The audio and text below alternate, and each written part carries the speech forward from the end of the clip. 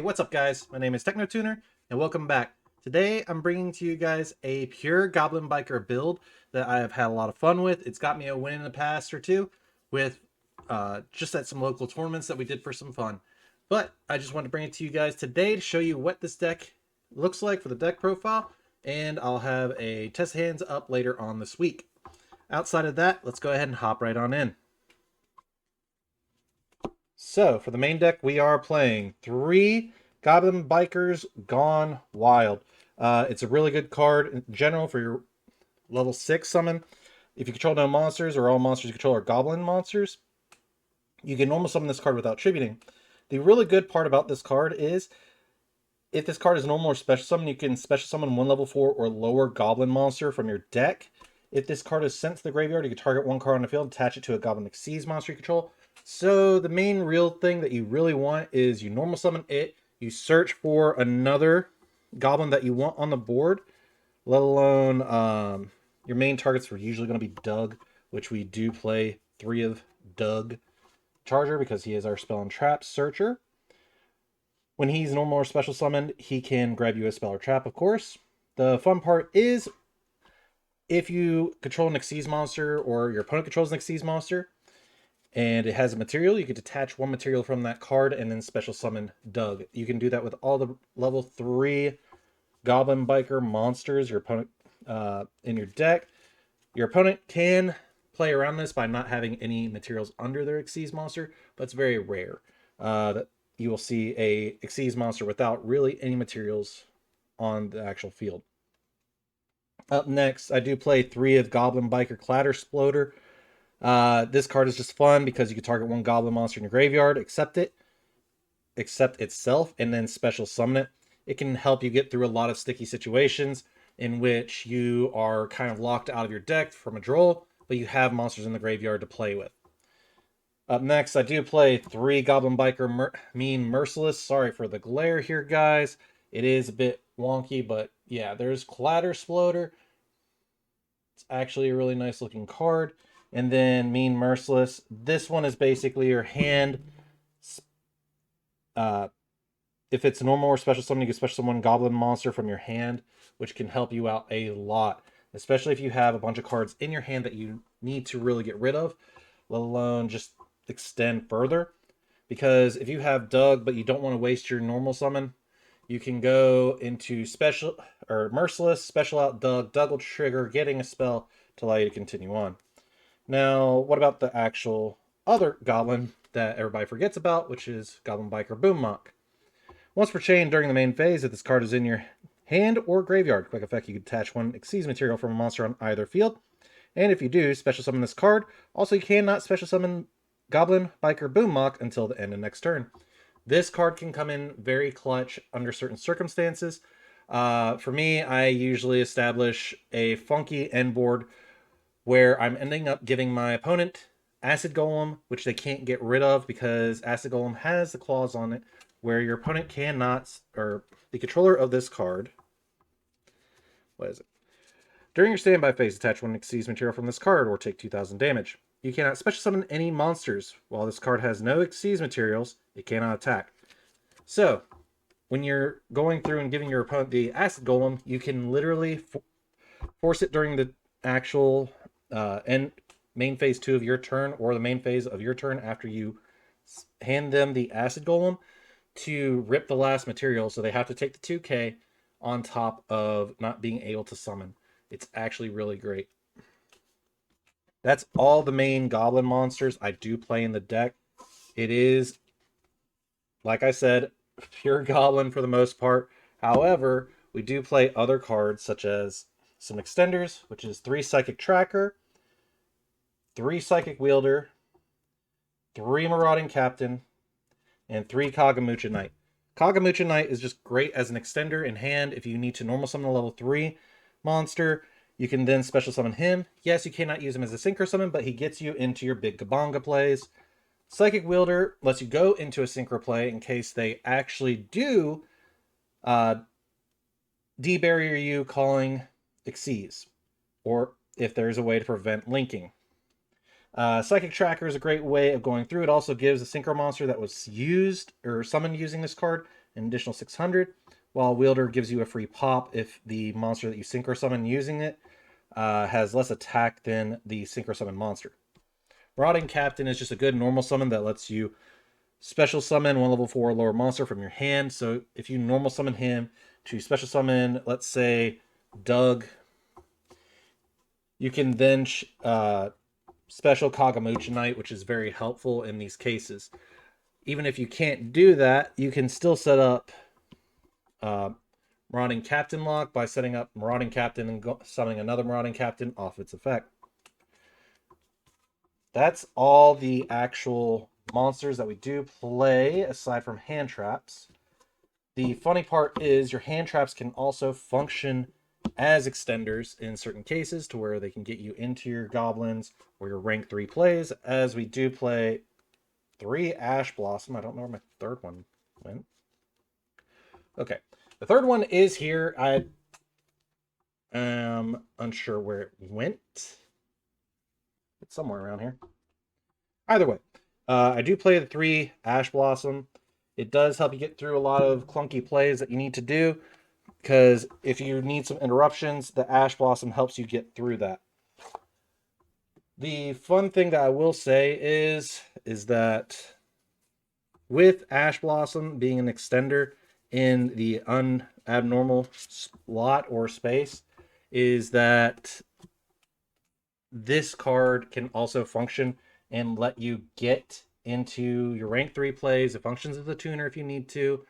It can get you into your link plays as well, just all as being a level 3, because it turns on your Kagamuchinite. Your Marauding Captain can summon it. You can summon Psychic Wielder or Tracker, since it is a level 3. It helps get through a lot of stuff. All right. Well, since we got all those, what about the spells? I do play 3 Goblin Biker Grand Entrance. This card came in handy a lot of the times, where it allows you to add a goblin monster from your deck to your hand. Then you can apply the following effect. I usually wait till I establish an Xyz monster so I get the full effect. But you can detach one Xyz material from a monster on either field, and if you do, special summon one level 4 or lower goblin monster from your hand. You can then, if this card is in the graveyard, banish this card from your graveyard, detach one Xyz material from a monster on either field, then add a goblin monster from your graveyard to your hand. So this gets you back into cycling with your needed cards, such as Doug. You can get Boom Mock for an interruption or an extender. Up next, I do play the 3 Emergency Teleport, because the Psychic Wielders and Psychic Trackers are all psychics. You could also put in the Ghost Ogres over the Ash Blossom. They would function as a free special summon due to Emergency Teleport, giving you essentially 9 targets instead of just 6. For the other Goblin cards that I do play, do play 2 Goblin Biker Grand Bash.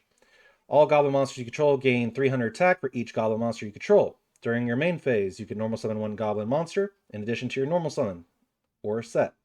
You can target 2 Goblin monsters you control and activate one of these effects. Make 1 the level of one of the other monsters, so you can choose 1 Goblin and make it the same level. So example, if you go into Goblin Bikers Gone Wild and then you have Doug, you can make Doug a level 6 or Goblin Bikers Gone Wild a level 3. The other one is both their levels become the combined original levels, so you can make them level 9 as well. Unfortunately, you can only use the effect of Goblin Biker Grand Bash once per turn. I then do play 2 Goblin Biker Grand Breakout. This card is kind of fun to use, because if your opponent goes to Infinite Impermanence you, Effect Veiler you contribute that monster that's being targeted, special summon 1 Goblin monster from your deck, but it cannot attack this turn. When a monster declares an attack, you can banish this card from your graveyard, detach any number of materials from your Goblin Xyz monsters you control. All monsters you currently control lose 1,000 attack for each material detached until the end of this turn. So it's a great way to lower the attack while also being able to trigger off your big Gabanga, because when any material is detached, it can then eat a card on the field. Then, of course, I do play the 1 Reinforcement of the Army, as it is we do play a couple warriors in here with Kagamuchinite and Marauding Captain. I also believe that one of the goblins, I believe Doug, Doug is a warrior, so he is able to be searched off of Reinforcement of the Army. All right. Well, that's all the spells that I do play in the deck.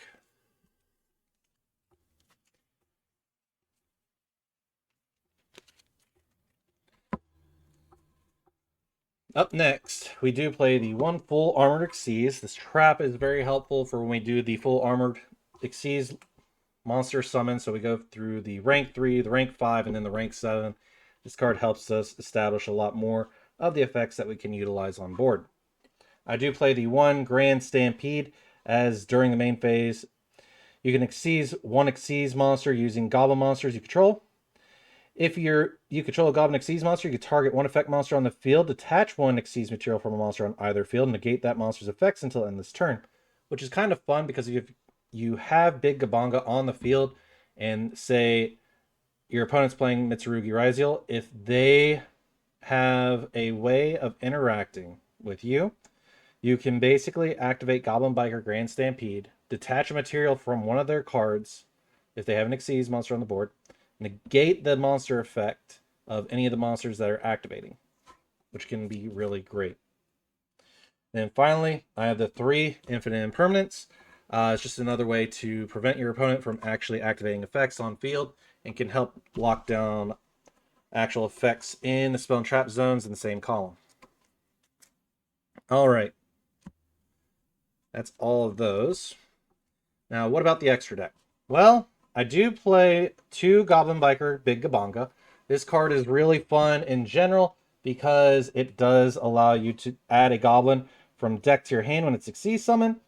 If a material is detached from a monster on the field, except during the damage step, you can target one face-up monster on the field, attach it to this card as a material. During the end phase, you can attach one Goblin monster from your deck to this card as a material, so it lets you go through the cards you don't want to see, at least when you're drawing them. I do play the one Troika Gyre. While it has 3 or more Xyz materials attached to it, or attached to monsters on the field, Goblin monsters you control can attack directly. So with Big Gabanga, it makes it a lot easier because you can take 2 level 3s, detach one off of a Goblin Biker effect, go into Troika. Troika then gives to where there are 3 or more Xyz materials attached to monsters, so 2 for him, 1 for Gabanga, makes it to where your goblins can attack directly. If a monster is no more special summon while this card is in the monster zone, you can target one of those monsters, attach a material from a monster on either field, and if you do, change the targeted monster's battle position. Once per turn, when an opponent's monster declares an attack, you can detach one material from a monster on the field, and if you do, negate the attack. So it's a great way to get through some battle negates. This is where it gets a little funky for the rest of the deck. I do play the one number 26 Spaceway Octo Bypass. This is just a way to force my opponent to get the Acid Golem that I'm going to give them. If I'm going into this and I can't do the Geonator Transverser play, I can go through and at the start of the battle phase, attach one material from this card. During the battle phase, a player can only attack with one monster, and its attacks become a direct attack. At the end of the damage step, if a monster inflicted battle damage by a direct attack, give control of that monster, or that attack monster, to the turn player's opponent. So it's very helpful for when you go into this guy, which is number 30, the Acid Golem. Like I said, if he's on the board and on your side of the board, you cannot special summon any monsters, which can lock down a lot of decks nowadays. Outside of him, I do play the one Ashura King. It's just a fun card in general. It also gives you the option of having a monster negate on the board with the amount of monsters that you do summon there level 3. He's very easy to go into. When this card has material, it can attack a number of times each battle phase up to the number of materials attached to it at the start of the damage step if this card battles against 200 attack. When another monster's effect is activated, you can detach one material from this card, negate the activation. If you do, destroy that card. So it's a great way of just getting around any monster effects that you don't want to deal with. Then we do play the one Torpedo.